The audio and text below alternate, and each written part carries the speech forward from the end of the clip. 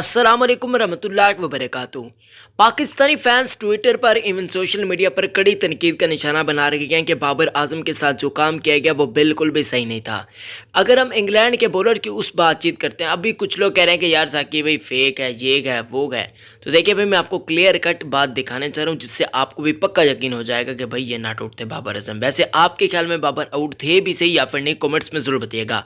बाबर के सच्चे और पक्के चैनल इस वीडियो को लाइक करें। यहाँ पर अगर हम गौर से देखते हैं तो ऐसे मालूम हो रहा है कि ग्राउंड के साथ इनका पांव टच हो चुका है। चलें सबूत के तौर पर एक और चीज भी मैं आपको दिखाता हूँ। यहाँ पर जो फील्डर है ना, उसने जो कैच पकड़ा आप देख सकते हैं वो इतना ज़्यादा खुश नहीं है। हालांकि दूसरे खिलाड़ी यहाँ पर चले आगे चलकर मैं आपको फिर गौर से दिखाता हूँ। यहाँ पर भी आप लोग देख सकते हैं उसकी इतनी ज़्यादा हंसी नहीं है, यानी कि खुशमुख नहीं है या बाकी जितने खुश हो रहे हैं, क्योंकि उसे मालूम था कि अगर रिप्ले में चेक होता है तो ऐसे में वो आउट नहीं कर पाएंगे, यानी कि कैच मुकम्मल नहीं होगा, 6 हो जाएंगे। अब अगर कल के मैच के अंदर बाबर चल जाते, ना सिर्फ वो बहुत बड़े बड़े रिकॉर्ड ब्रेक कर पाते बल्कि नतीजा भी मुख्तलिफ हो सकता था। तो इस बात को समझने की जरूरत है कि बाबर आजम के साथ कुछ हुआ जरूर है। ये बात कोई मामूली बात नहीं है, या बाबर आजम को बेईमानी के साथ आउट करवाया गया, इस बात में कोई भी शक नहीं किया। बाकी अल्लाह की ज़ात बेहतर जानती है, वल्लाहु आलम आउट था भी सही या फिर नहीं। इस चीज़ को भारतीय भी काफ़ी ज़्यादा कह रहे हैं कि भाई इस पर कोई आईसीसी को एक्शन लेना चाहिए, कुछ सजा देनी चाहिए। जबकि कुछ लोग यहाँ तक भी कह रहे हैं कि मोइन अली को माफ़ी मांग लेनी चाहिए अगले मैच में, जब वो आए इंटरव्यू के लिए, प्रेस कॉन्फ्रेंस के लिए,